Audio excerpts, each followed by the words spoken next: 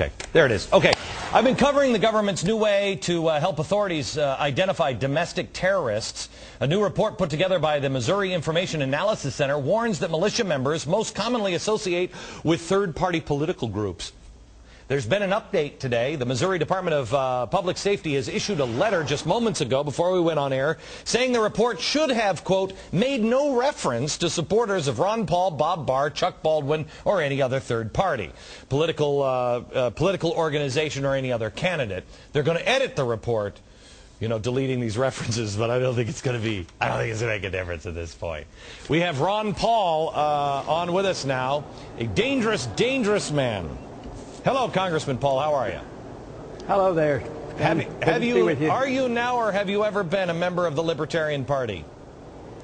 I have to admit, yes, okay, I was. Well, but the good thing is, well, the good thing is you don't have a Ron Paul bumper sticker on the back of your car, do you? Yeah, I have one of those too, at home at least.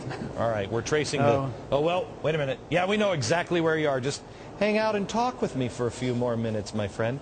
Let me ask you this. We looked up today, and we couldn't figure out why Missouri was putting this whole report together, because nobody's been killed in Missouri by a militia member. There was one that I think, where did we find it? In Michigan, and it was an alleged militia member. Yet ELF has done unbelievable damage, 2,000 crimes. 2,000 crimes since 1979 and over $110 million in damage. But nobody seems to be looking at radicalized terror groups like ELF. Why is that?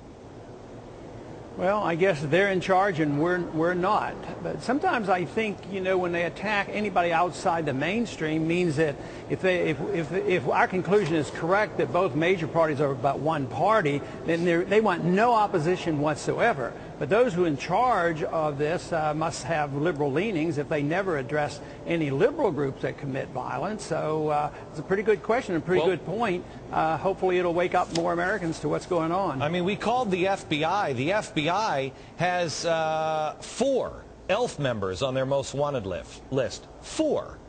But there's not a single person from a militia. Is this, Congressman Paul, do you believe this is some sort of a setup? I mean, why all of a sudden the interest in these militias? Well, it may be a backhanded compliment because a lot of us have worked real hard to change our government. We address the subject of sound money and foreign policy, limited government, and, you know, we even mentioned the Constitution. And if you have too many people believing that way, we challenge the status quo.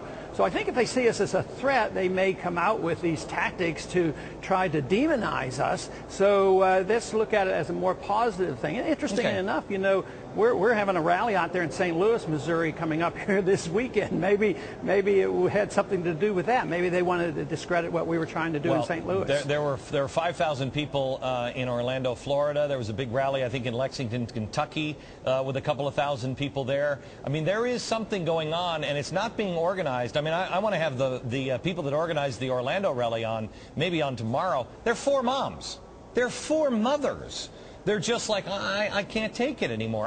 I have to take a break. But when I come back, I want to talk to you a little bit about what is it that the average person can do that could actually wake Washington up? Is there anything that will wake these clowns up? Coming up.